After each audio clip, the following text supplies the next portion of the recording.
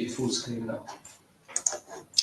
Welcome back to STATEC's Researchers Seminar Series on Measuring Progress and Well-Being.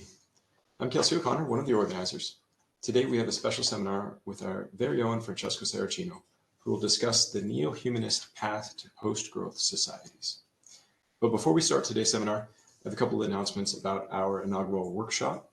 In case you missed it, we're extending this series to an in-person event once a year, starting this June 2nd through 3rd. We'll have 2 keynote speakers and a little more than 20 presentations, all in plenary. The abstract deadline has passed and we have notified the selected speakers. However, if you are still interested in attending, we'll have room for a small number of in-person attendees and we will stream the presentations live. Registration for in-person attendance should open next week. And actually, Martin Binder is one of our keynotes who's here today in the seminar. Back to today's seminar, Francesco will speak for approximately 40 minutes, and then we'll address questions at the end, at which time please raise your virtual hands or post your questions in the chat. During the presentation, please keep your microphones muted. And a last reminder, we are recording the event. You'll be able to find this and past recordings on the website and our YouTube channel. Now to introduce Dr. Francesco Sarracino. Many of you know Francesco to be a senior economist in the research division of STATEC. What you might not know is that he's the head of our recently developed unit on subjective well-being and entrepreneurship. As a relatively early advocate of the subjective well-being research field, he has notably contributed to this field with now more than 70 scholarly articles, chapters, or other reference materials since 2009, according to Google Scholar. And in Luxembourg, he helped develop the Pipinietra project. Sorry, it's French, and as you can tell, my French accent is lacking. But this is the official framework to monitor and assess well-being in Luxembourg. Not all of his work is on subjective well-being, however, he also aims to identify evidence-based policies to promote socially and environmentally sustainable development. He holds a PhD in development economics from the University of Firenze and is a member of both the World Wellbeing Panel and the Executive Committee of the International Society for Quality of Life Studies. Without further ado, we are pleased to welcome Dr. Francesco Sarracino. Francesco, the floor is yours. Thank you so much, Kelsey, for this generous introduction. And thank you to all our guests this afternoon. It's great also to share the result of my recent work, which actually I've done with various colleagues, with you, and to see how this resonates. Without further ado, let's start with the presentation. So the idea behind this work is to see how the findings from the subjective well-being literature can contribute to sustainable development. And in this regard, it kind of follows along the reasoning that Gabriele Temota started during our last previous seminar. The key points that I would like to share with you today are the following. First, satisfactory lives and sustainability can be compatible. The key to sustainability is empowering people to protect the environment. And the last point is that neo-humanism provides a cohesive narrative to promote socially and environmentally sustainable societies in which people can lead satisfactory lives. Let's start by reviewing very quickly what we know about environmental and social unsustainability around the world. In 2021, United Nations published a report on how we were doing towards achieving sustainable development goals worldwide. And in this slide, you see very synthetically that for the 3 goals related to environmental sustainability, fighting climate change, preventing water pollution and land pollution, we are actually making at best no progress. And in some cases, we are actually further regressing, if you want. What received relatively less attention compared to environmental sustainability are measures of social unsustainability. Here I'm sharing some charts that I've produced using some relatively recently published data, harmonized data, coming from about 20 freely available, publicly available data sets that have been harmonized from the early 70s until 2019.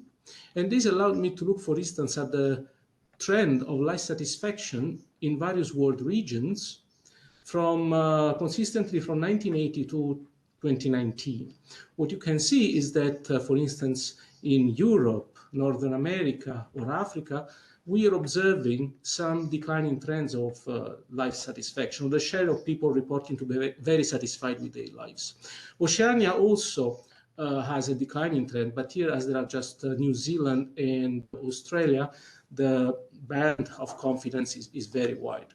The only regions in the world where it seems like people are faring a little bit better with their lives are Asia, where, however, the progress is fairly moderate, and Latin America and the Caribbean. The same data also allowed to look into other measures of, if you want, social sustainability, like the share of people trusting others and institutions. And here you see that since over the past 40 years, trust in others and in institutions has been declining virtually everywhere around the world, with the exception of Africa. And a similar picture arises if we look at the share of people that participates in voluntary organizations. I could continue showing similar picture. For instance, there is the work by Andrew Oswald showing that pain is generally increasing in the United States, or the work by Lucia Macchia showing that the percentage of people reporting to be very stressed is actually been increasing over time in various regions of the world. This is just to give you an idea that modern society don't seem to be faring particularly well in terms of social and environmental sustainability. What is probably even less debated is the hypothesis that social and environmental unsustainability may have a common origin, which originates in some features of our social and economic organization. If we live in places where there is a lot of criminality, or we perceive there is a lot of criminality, what we can do is to adopt any sort of private solution to protect our belongings against our fear. By purchasing the private goods, we feed economic growth, but we do not really solve the initial problem, which is the context in which we live, and that would require more than just a private solution. Similarly, if the place where we live becomes polluted, we can adopt a number of private solutions like filters to purify our air and water, to protect ourselves against the negative effects of pollution. The production and purchase of these filters contribute to economic growth, but actually don't solve the initial problem. These are examples in which social and environmental sustainability may arise from the fact that we are adopting private solutions to public problems. In other words, what I'm suggesting is that economic growth can be the result of a self-perpetuating vicious cycle in which economic expansion is the cause and consequence of its harmful effects on the environment, society, and ultimately well-being.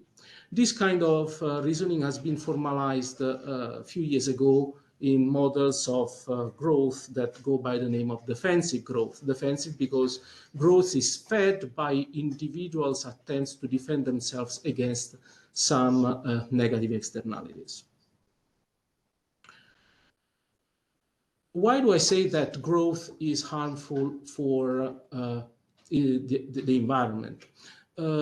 Just to share with you, probably you're aware of this, but it's worth recalling that historically, at least from 1970, there is a very strong coupling between the annual change in primary energy consumption worldwide and GDP per capita growth. That is to say that worldwide, we do not observe any moment in which growth decouples from CO2 emissions, which are one of the major components of climate change.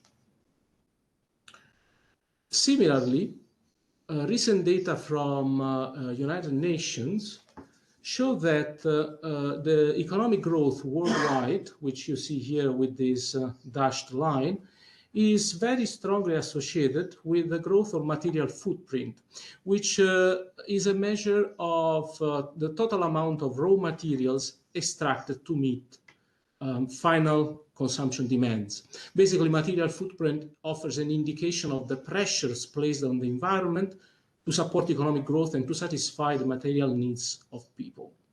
Here, what this chart shows is that there has been some relative decoupling between material footprint and GDP growth in the first years of 2000. I hope you can see my cursor.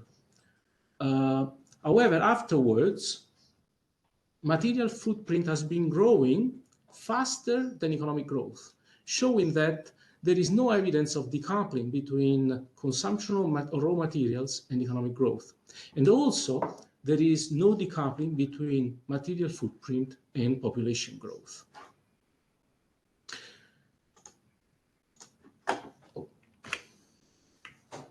So far, social and environmental unsustainability have been considered as two separate problems, with the latter attracting more attention than the former.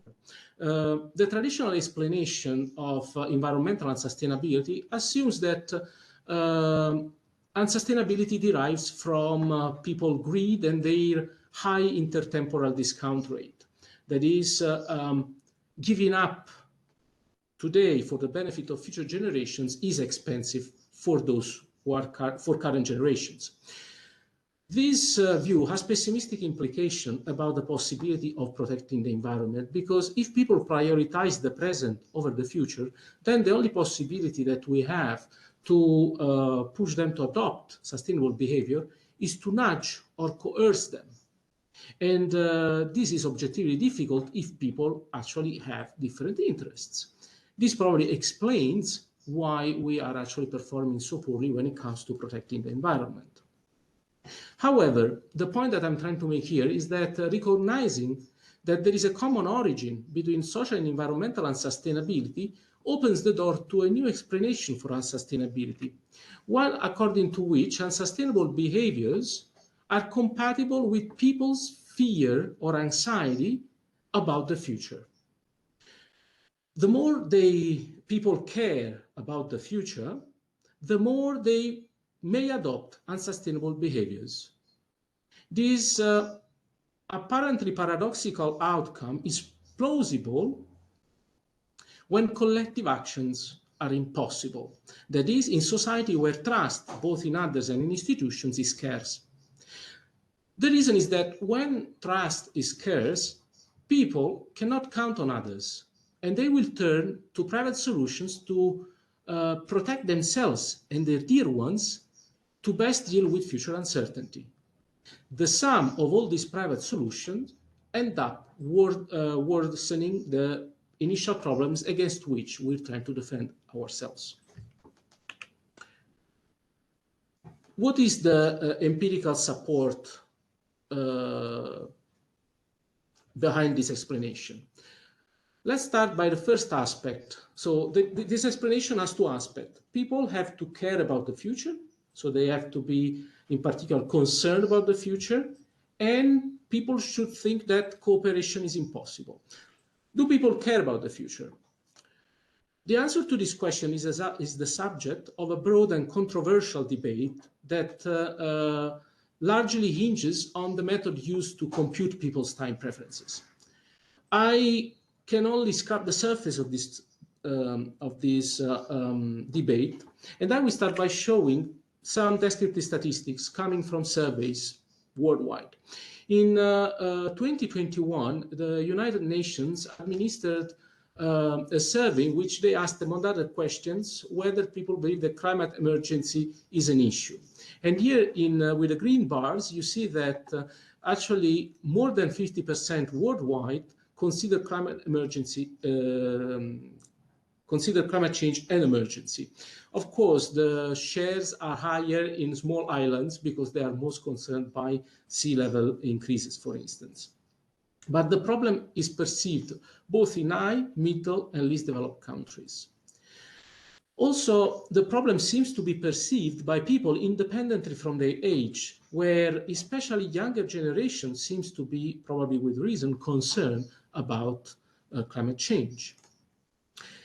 Looking at European data, the European Commission in 2021 registered that climate change is increasingly considered the single most serious problem societies need to deal with at present. In 2022, the European Investment Bank, I'm jumping here to the third bullet point, pointed out that 41% of European Union residents think that climate change is one of the three biggest challenges that people are currently facing. The first one at the time related to the war in Ukraine, just to give you an idea. And I just spend a few more seconds on the last bullet point, because this is a survey administered on about 10,000 children and young people aged 16-25 in 10 developed and developing countries. So here the interviewers contacted people in Australia, Brazil, Finland, France, India, Nigeria, Philippines, Portugal, UK, and US. And what they found is that 59% of respondents declared to be very or extremely worried about climate change. The share of those at least moderately worried reached 84%, and nearly half of the respondents declared that their feelings about climate change negatively affected their daily life and functioning. 75% consider the future as frightening. In addition to this, and here I need to cut this literature on the discount rate very short.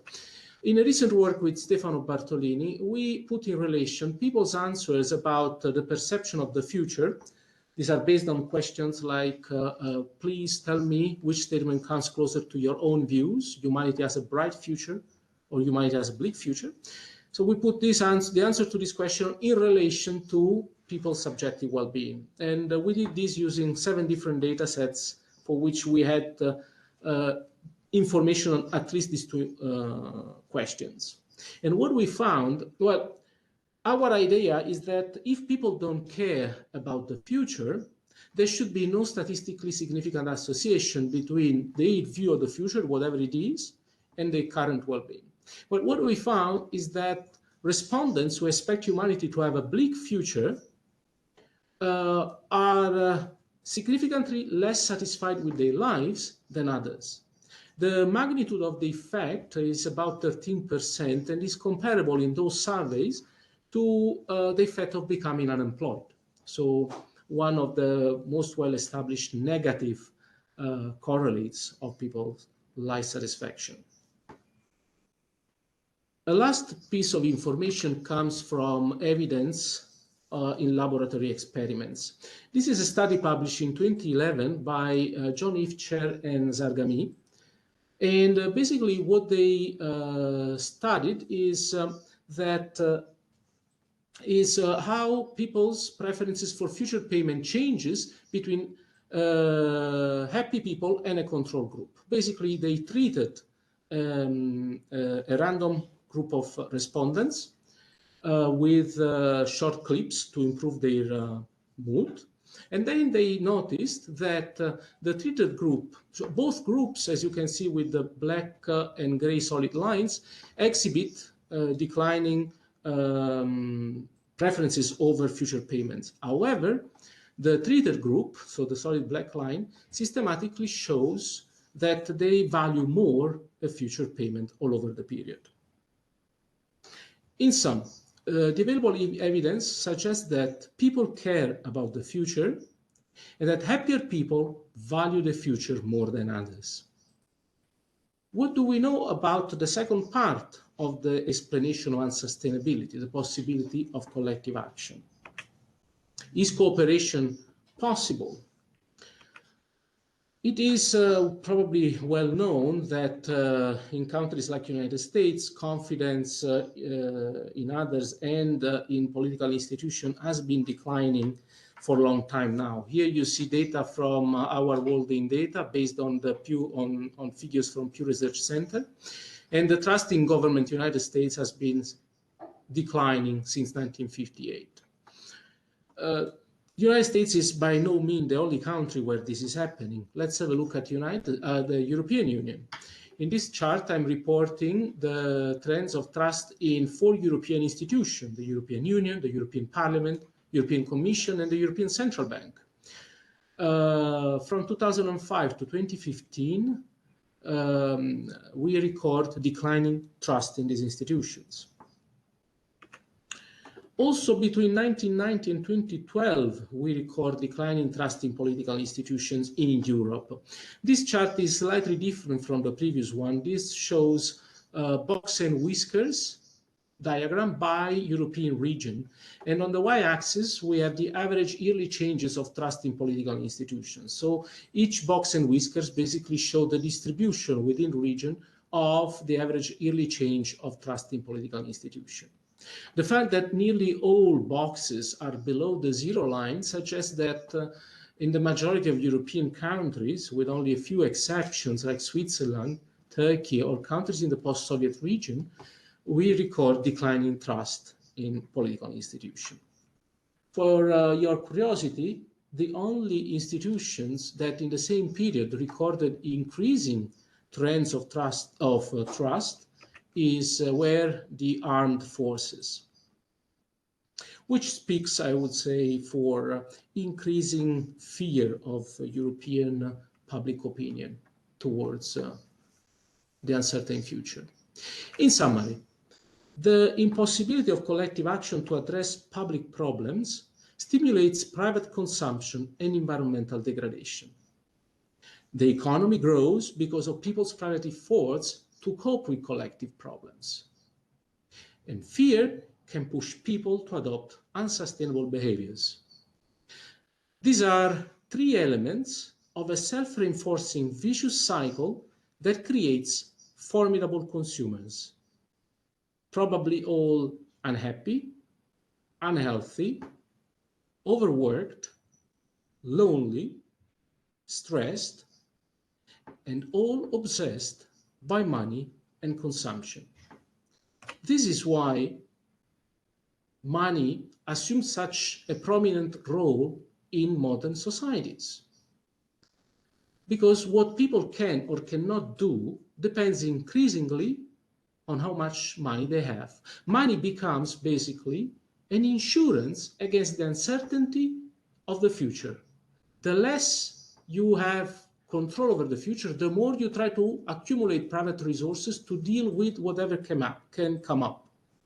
This interpretation finds some empirical support in a recent work by Emma Plieging, who basically ran a standard happiness regression where life satisfaction is a dependent variable. She controlled for the usual set of suspects: age squared, gender, household composition, religiosity, etc., and income. And what she found concerning income is this orange vertical bar. Basically, the vertical bar shows the magnitude of the correlation of income with life satisfaction, ceteris paribus, for people in various income brackets.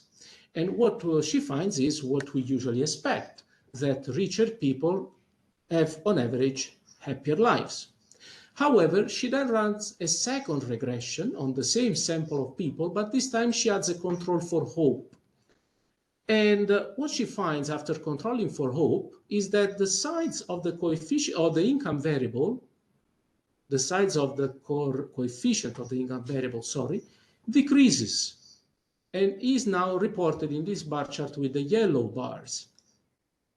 You see that now, after controlling for hope, income reduces in its sides, There is also not statistically significant difference between the first 4 income brackets. That is to say that at least for people in the first 4 income brackets, income does not seem to buy happier lives as it did before.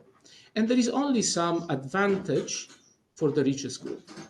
In other words, this evidence seems to be consistent with the idea that income is important for life satisfaction, at least in part because it buys hope. It buys an insurance against the uncertainty of the future.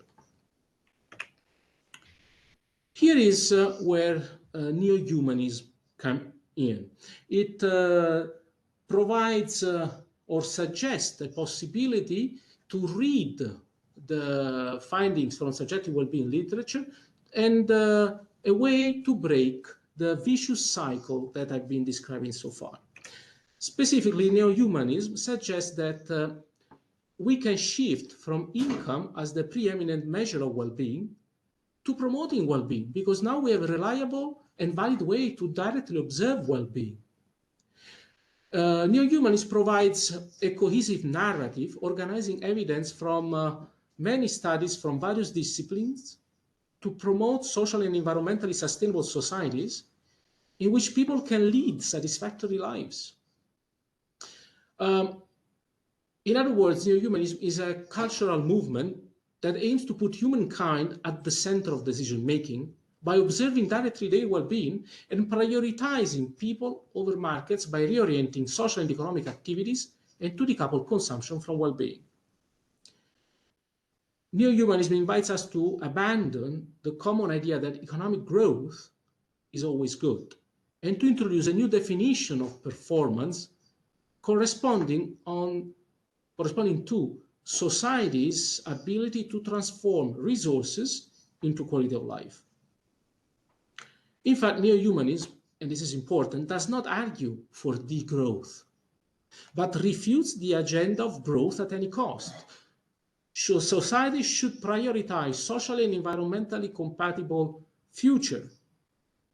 In fact, available evidence suggests that economic growth can be compatible with well-being in countries that promote full employment and social safety nets, protect social capital, and reduce income inequalities. In these countries, the economy might grow slower than elsewhere, but slow or near zero economic growth is not necessarily a bad sign. On the contrary, it may flag a system, a social organization that is better organized to support quality of life. So far, the broad description of neo-humanism. In practice, neo-humanism suggests that it's possible to establish a virtuous cycle in which investing in people's well-being through, for instance, policies for social capital can reduce people's need to consume and favor collective action, thus protecting the environment and social relationships. This is possible because we know that social relations are important for happiness, and there is a large body of evidence showing that there is quite a stable association between happiness and people's propensity to adopt pro-environmental behavior. Here, the debate is quite vast, and also Martin Binder has contributed to this line of work. Martin Binder, as Kelsey said, is going to be our keynote speaker at the annual workshop on measuring progress that will take place in June in Luxembourg. And we will get back to this pro-environmental behaviors, I trust. But here I will just show you the results coming from a study, a meta-analysis published in 2020, in which Zawadzki and colleagues collected results from about 75 studies on the relationship between pro-environmental behavior, PEB, and subjective well-being. What they find is that overall, across these 75 studies, there is a positive and statistically significant association between the two measures.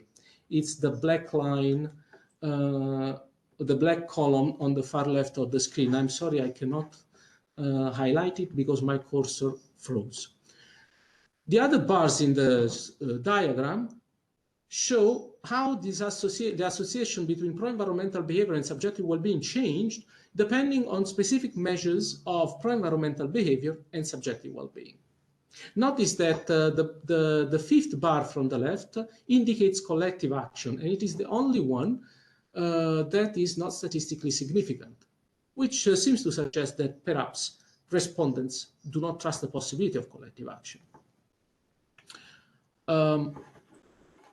Let me get back. Okay. The next reason why I believe that there should be a positive association between promoting social capital and environmental and social sustainability is because social capital decreases the importance of the association of social comparison and people's life satisfaction. And therefore, the promotion of social capital should reduce or decrease one of the channels that push people to consume more, which is comparisons. Here, the evidence comes from, for instance, from an ongoing study with Stefano Bartolini and Giulia Slater, in which we have collected information from 4 datasets, the European Survey on Income and Living Conditions, European Social Survey, and World Value Survey, European Value Study Integrated Dataset, and the German SOEP.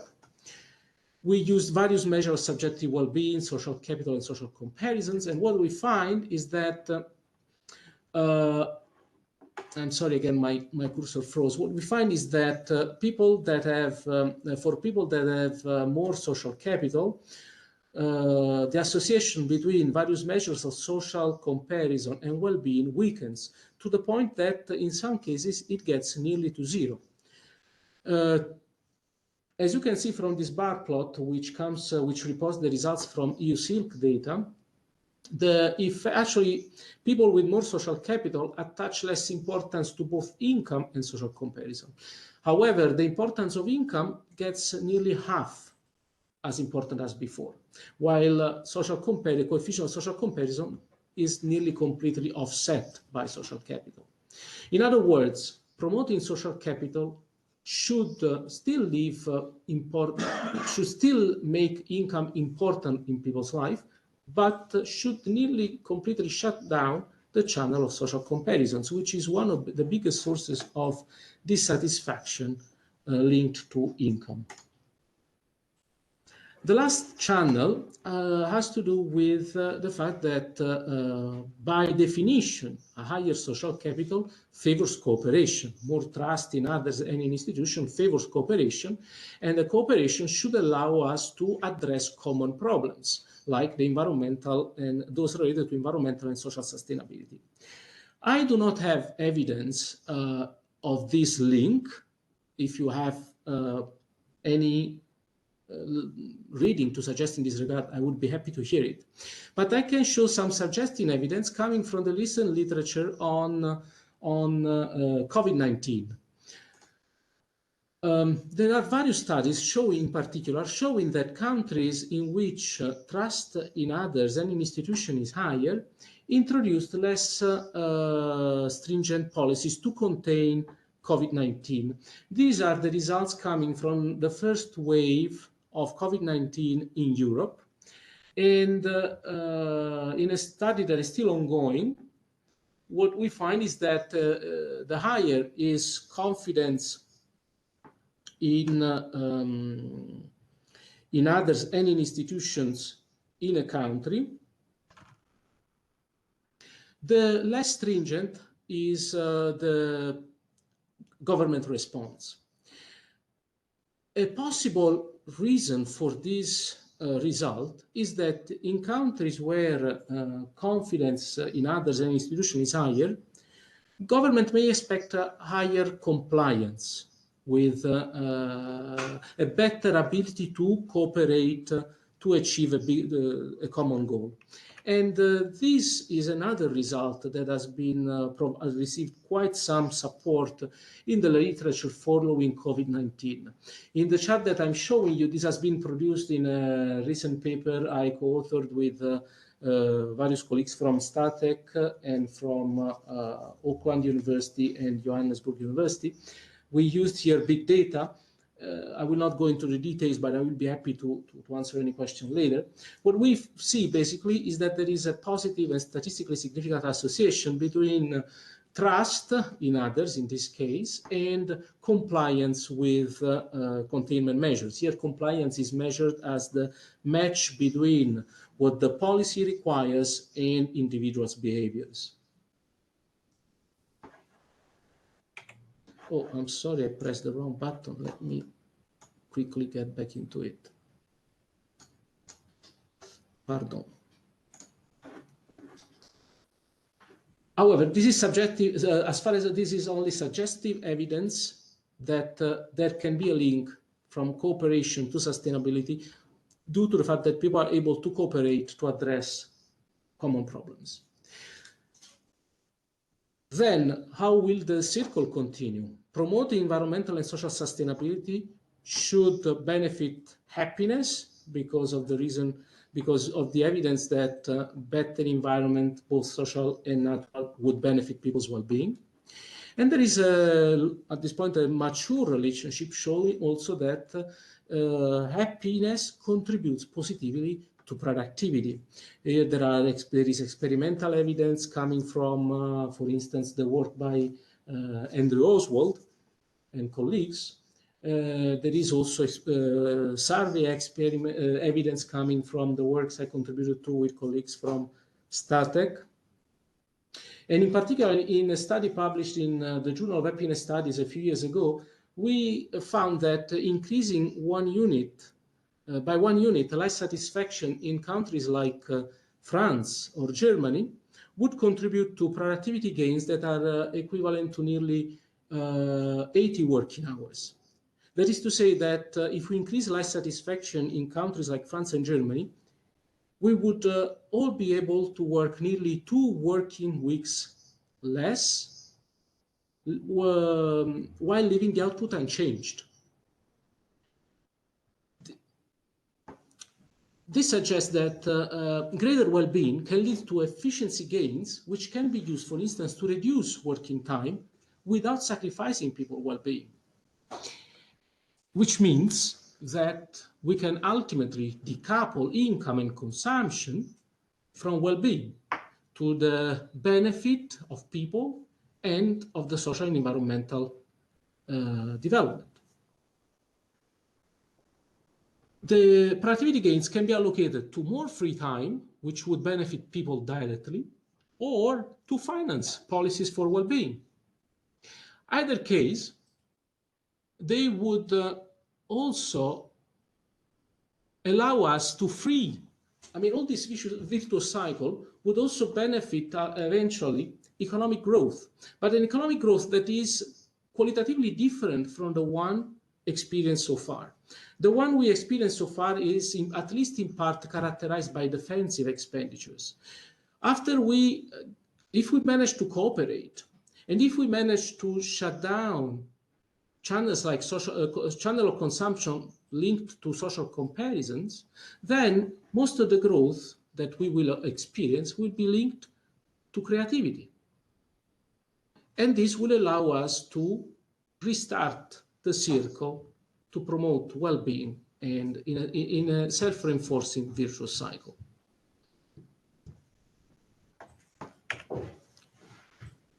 In sum, there are 3 news for sustainability. First, evidence supports the hypothesis that the sum of private solutions to common problems is at the origin of social and environmental unsustainability. 2, sustainability requires empowering people to protect the environment, not fighting against their nature, which is very important. People do not need to be coerced, they need to be empowered. And finally, a creativity-led economy could exhibit low or near zero growth rates, but deliver social and environmental sustainability and well-being. The last few slides, if I still have 5 minutes, are dedicated to discussing cultural change. In fact, implementing neo-humanism may require a cultural shift, which can seem like a daunting obstacle to creating sustainable and happy societies, because culture is usually seen as a constant and unchangeable force. Now, while some components of culture, such as religiosity or ethnicity, may change slowly, Others, such as preferences, attitudes, and social norms, can change rapidly and for various reasons. And here I want to give you an example that comes from the literature on the Great Resignation. Oh, pardon, I didn't move the... So here the idea is that the cultural shift necessary for neo-humanism appears to be already underway. In essence, it looks like after years of prevailing individualism, people are rediscovering the importance of the social dimension of living together, of intrinsic motivations and mutual responsibility. The example I'm referring to has to do with the explanation of Great Resignation.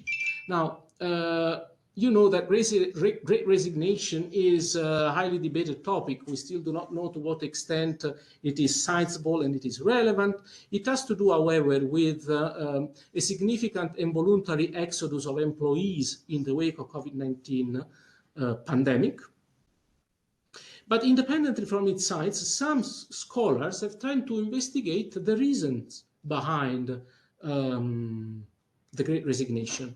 And from this point of view, Coosier and colleagues tried to explain the Great Resignation by linking it to generational cultural traits. They start from observing that millennials, those born between 1980 and 1996, and Gen Z, those born between 1997 and 2010, also known as Zoomers, make up a large proportion of the current labor force. And they've prevalently resigned according to data from LinkedIn, which you see reported in the first table on the top right hand of the screen. These generations prioritize values such as self-fulfillment, satisfaction, respect, recognition, continuous development, fairness, tolerance, equity. These values may explain why a good working atmosphere, respect, opportunities for development, self-realization and trust are among the factors that best predict Zoomers' job engagement and retention on their current job. What Coosier and colleagues suggest is that the Great Resignation could be traced back to the discrepancy between what modern employers offer, which reflect the established business culture, and what young employees truly care about. And here there are some data provided by McKinsey in a study published in 2021, showing the reasons for quitting a job according to employers and according to employees. Employers believe that their employees have been quitting their job because of compensation issues, looking for a better job, poor health, development opportunities, ability to work remotely. But then if you ask to employees who have actually been quitting their job why they actually did quit the job, they would report issues such as feeling valued, sense of belonging, potential for advancement, caring and trusting teammates, flexible work schedule. In other words, according to employers, the reason for resigning were basically, if you want, of material nature, while for the employees, the reason for resigning were mainly relational issues. As I mentioned at the beginning, this evidence is relevant irrespective of the size and scope of the Great Resignation, because it highlights that a significant portion of the current working age population shares cultural traits that align with neo-humanism, such as value intrinsic motivations, social relations, making a difference, caring for the environment and for the future. And now I'm really heading to the end of my presentation. How can happiness studies help the planet? I hope I managed to show that leading satisfactory lives is compatible with social and environmental protection. And this is possible if we expand what really matters for well-being. From this point of view, the literature on subjective well-being has a lot to say, obviously. Prioritizing well-being empowers people and enables collective action to address collective issues, at least as insofar as we start promoting social relations and cooperation. And this can be done in a number of ways. Social relations are a promising starting point to improve well-being. And my last point is rather a call rather than a conclusion. Based on this evidence, a new measure of progress should consider how well countries transform their resources into quality of life.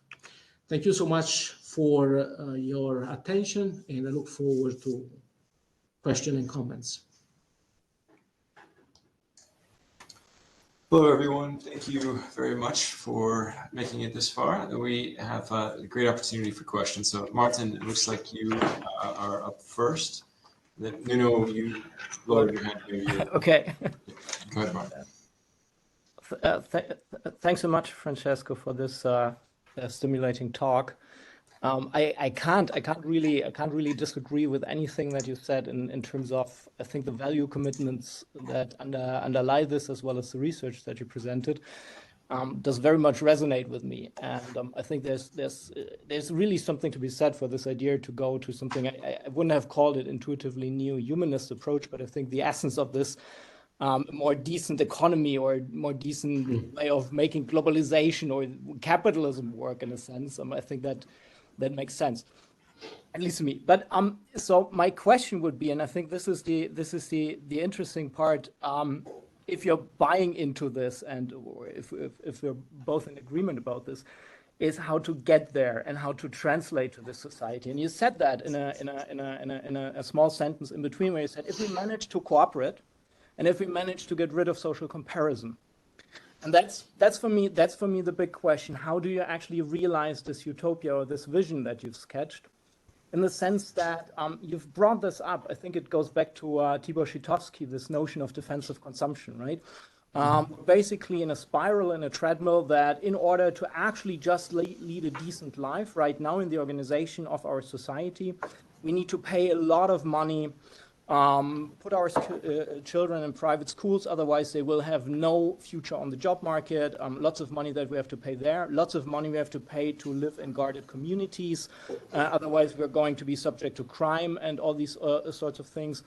So in some sense, this is going also to the Sandel argument that markets can corrupt, or markets are not actually neutral, and I think this is an argument that applies here, right? You're making it seem that we could somehow decide on shifting to this new humanist society, but I wonder whether the forces that we're subject to in this market society, and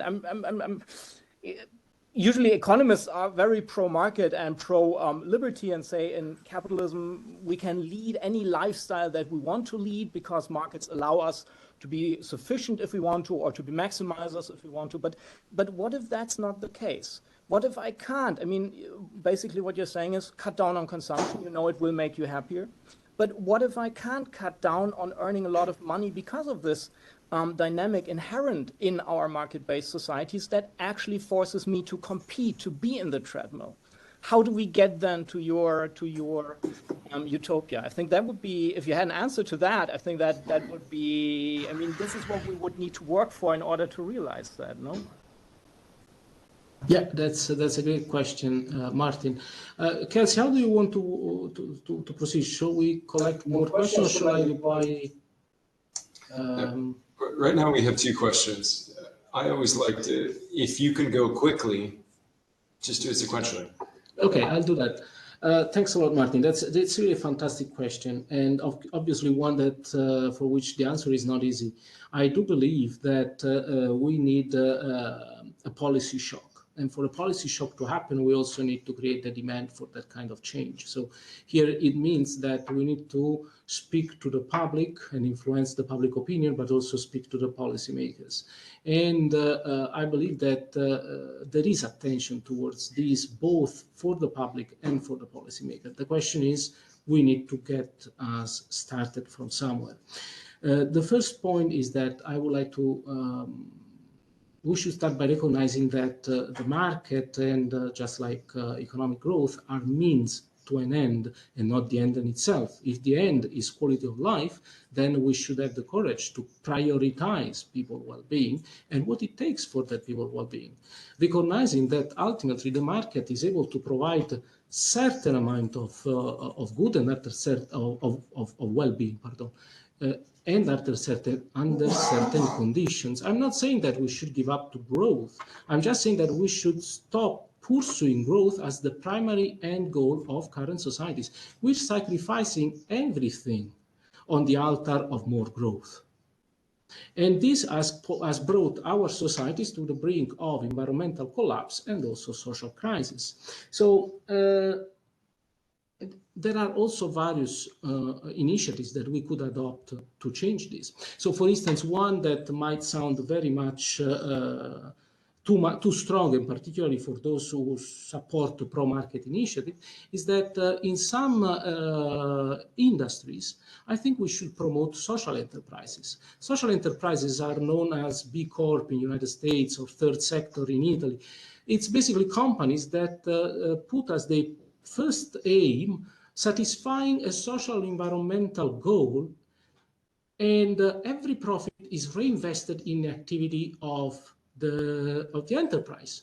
I believe that this would be fundamental in industries like agriculture or pharmaceuticals, because are industries in which the pursuit of profit provides very powerful incentives to to cut corners for the sake of profits and compromise on people's health. And there are many other fields that probably would benefit from getting a bit more social responsibility. In the past, we were speaking about corporate social responsibility. Unfortunately, we got a lot of how it was called, not greenwashing, but you get the point.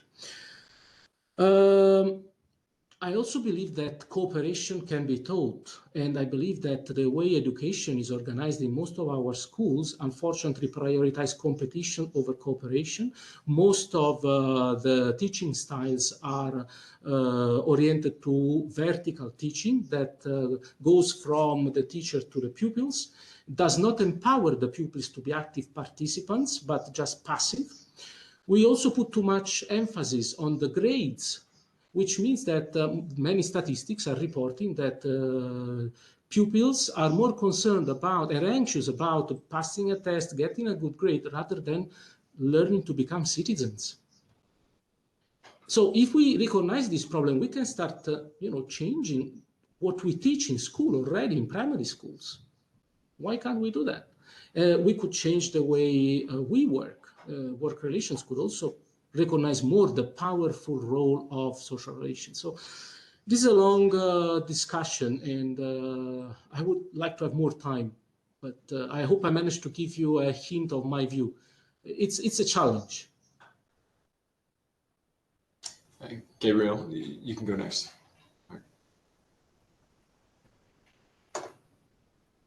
I cannot hear you, Gabriel. I'm sorry.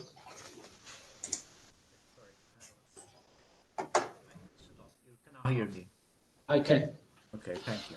Thank you, Francesco, for your presentation. It was very enlightening. The last part of the presentation, I was thinking, how can actually we promote the change? And I was considering this difference in people's psychology. I'm thinking about how different people react differently regarding these issues of cooperation and individualism. Mm-hmm. And maybe we might need some different strategies for different people, or for different kinds of people, of kinds of attitudes. Because one of the reasons I think we have a problem here or explaining the virtuous cycles that you've mentioned is that some specific people get to power positions with more probability than others. More individualistic people tend to get promoted more than more cooperative people, and we have that in psychology. And so, in order to rearrange this scheme, I think we should consider different strategies to grab different people. And finally, why neo-humanism? Why just not humanism? Because I think humanism is already pushing these issues. Francesco, now maybe let's collect Nuno's question. Okay. Yeah. Nuno, if you want to ask your question. Okay, thank you very much for this wonderful presentation, Francesco. It's difficult to, your thought is always very complex, and I will try to say something interesting for your mindset. Until now, I understand the relation that you have established between well-being and sustainability until now. And I understand it now even better. But now you are proposing another two concepts that I think are very important: cultural shift and neo-humanism. About the cultural shift, I think it's the theoretical framework is even more complex. But I think that understanding these four concepts, the relations between well-being, sustainability, cultural shift, and neo-humanism, I think two other problems could be interesting to understand these relations. One is the media system. Here, when I talk about the media system, I'm mostly thinking about cultural shift, because it's more difficult to have this cultural shift with the established media system that we have today.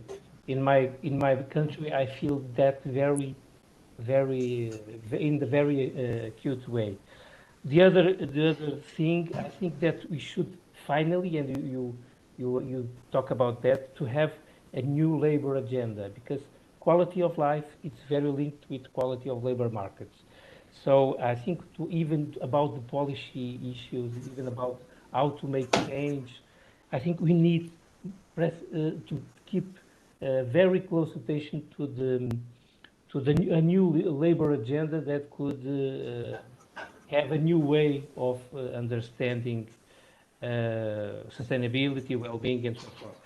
Finally, to conclude, sorry for this, and the problems of action are also connected with cultural shift, and the links to the cooperation needs for that. We talk about hope, but I think that the way of changing the dominance of media system and the way of improving a new labor agenda, it's also a way to make this cooperation and collective action to be more concrete. Thank you very much. Thank you, Nuno. Do we have other questions?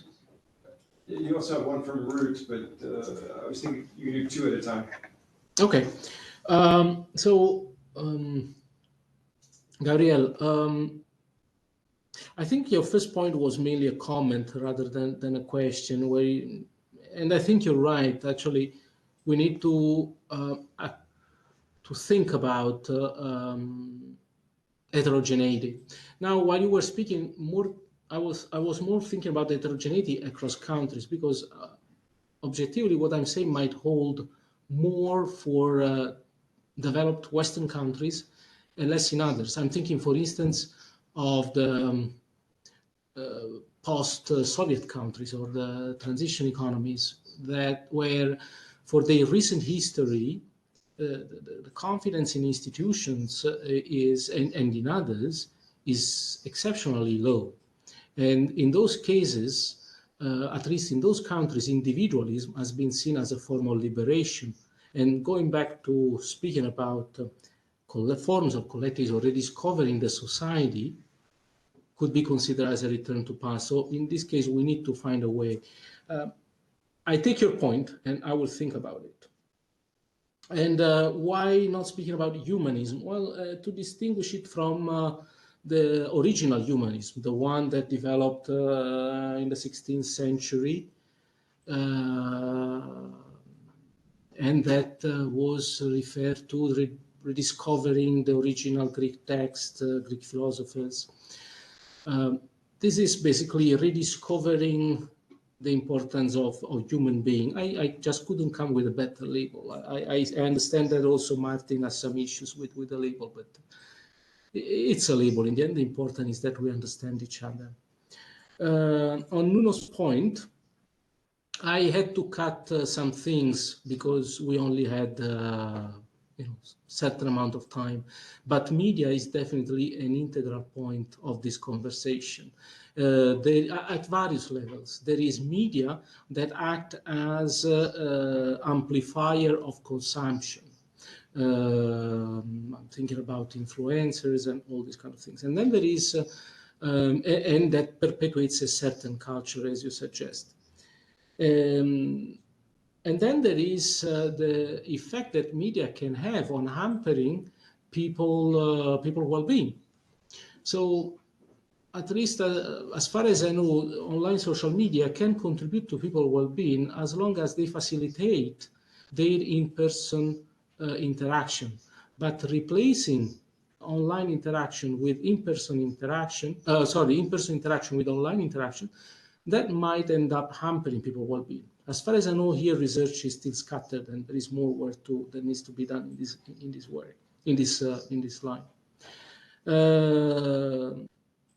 So there are, on one hand, online social media that can act as amplifier of consumption needs, and online social media that can actually hamper people's well-being. So that's something that needs to enter into the equation. But I had to cut this reasoning out. Ruth. Yeah, well, I have a comment. I see a relationship with humanism. Well, if you focus on human well-being, well, then the question is to what extent society, economy fits human nature. And I think, coming to your last point, how do you quantify that? If you follow this road, you must go beyond GDP. You must have another measure. And I think a good measure is how long and happy people live. And because that reflects the degree to which the conditions in which people live fit human nature. Now, a common objection is that, well, humans can flourish well, but it could be at the expense of the environment. Mm-hmm. And I think the good contribution of this presentation is that you argue that there is consonance. If people are happy, they will behave more responsible to the environment. Well, it's plausible what you say, but I think we need more strong evidence that it's really the case. If so, then we have a simple measure of human progress, that is the number of happy life years. Yeah, I completely agree with you on this route. I'm aware of the measure. Remind me, I'm bad with names. How it's called? It's not the happy life years? Yeah, well, it's also well-being years. Well, the different names for the same, but it's a combination of how happy people are and how long they live. And I wonder why not mix it up with the initiative of the Happy Planet Index, where they divide a similar measure by ecological footprint. In that case, we bring in the environmental dimension. Yeah, well, that is one of the ways you can do that. But the problem is if you put too much together in one thing, one measure, you don't see the conflicts. Right. Yeah, well, I agree with your remark. I think that there are various solutions in place, and one of the reasons why I like the fact that this is a single index that can be compared easily and analyzed over time. But I also wonder to what extent it can reflect the progress or regress in specific areas of lives. For instance, can it be decomposed by, I don't know, health? Okay, health no, because it's already included, but housing or job satisfaction. No, it cannot. It's the total effect. And so it tells whether you're heading in the right way. But you have to figure out what actually the determinants are. And well, often you don't really know that. Right. Well, one of the reasons why I argued for this ability to transform resources into quality of life is because I realized that very often when we look at measures such as the Happy Life Years or the Happy Planet Index, or even subjective well-being, if you want a share of happy people around in a country, basically these levels reflect the level of, at least in part, the level of development of a country. And while what I have in mind is more a relative measure, one that takes the resources that you have and checks how well they are transformed into quality of life. So it's a sort of, if you want, productivity of well-being, which at that point would put every country on the same starting field, because the resources they have are taken for granted. And then from there, we see which system is better able to extract more well-being or more utility from those resources. So this is a little bit what I am, the vision that I would like to bring and to compare with these alternative measures of progress that exist. And thank you for pointing out that indeed there are already various proposals on how to measure progress beyond GDP.